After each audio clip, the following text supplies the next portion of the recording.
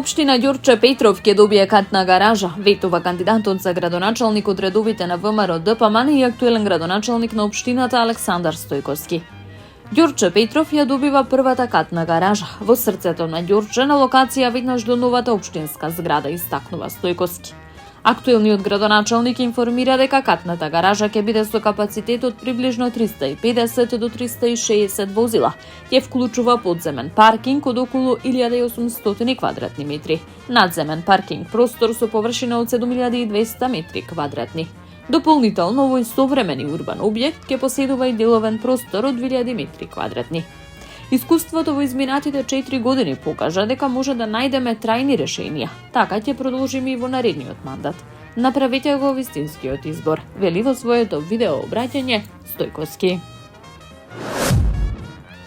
Адреналин, природа и вистинска авантура во Скопска Црна Гора. Имав прилика да се сретнам со членовите на Сдруженијето Офроад на Пињаци, кои втора година поред го организираат караванското возење по патеките на Скопска Црна Гора, информираше градоначалникот на општината Бобан Стефковски. Ова е вистинско адреналинско доживување, спој на спорт, природа и дружење кое го промовира активниот и здрав животен стил, истакна Стефковски.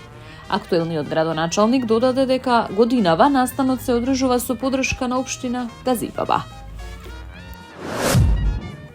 Олимпискиот медал направи Бутел да биде најпозната општина во Македонија. Спортот прави чуда и создава историја, изјави Дарко Костовски, актуелниот градоначалник и кандидат за нов мандат за градоначалник на општина Бутел. Во Бутел направивме спортска револуција, изградивме 5 спортско-рекреативни центри, направивме 13 спортски терени, 12 игралишта за деца, реконструиравме 2 училишни сали, директно помагаме на спортските клубови, вели Костовски. Тој информираше дека доделуваат над 200 стипендии за најдобрите спортисти од општината.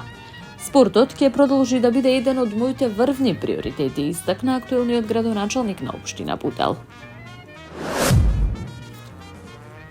Некогашниот бисер на градот, спортско-рекреативниот центар Кале е руиниран и пред распаѓање, а просторот околу него е претворен во дива депонија која се наоѓа на околу 300 метри воздушна линија од владата на Република Македонија и во срцето на општина Центар.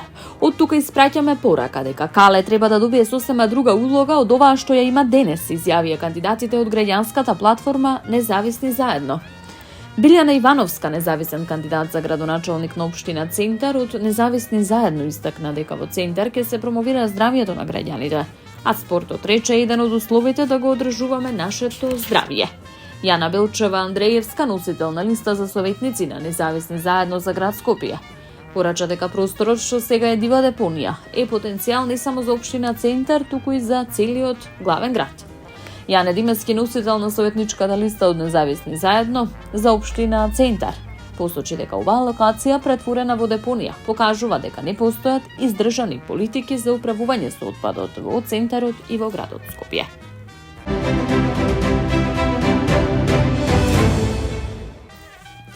Јавното предпријатие Паркинзи на општина Центар во соработка со сообраќајната полиција Скопје со помош на специјалните возила Пајак санкционирале 119 непрописно паркирани возила, кои го попречувале нормалното и безбедно одвивање на сообраќајот.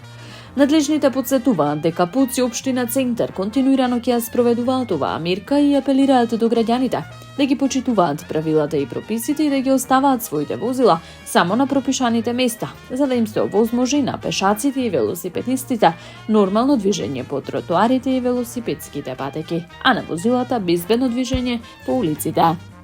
Таму е Скопје, град мој љубав лише, што ми расу тесни.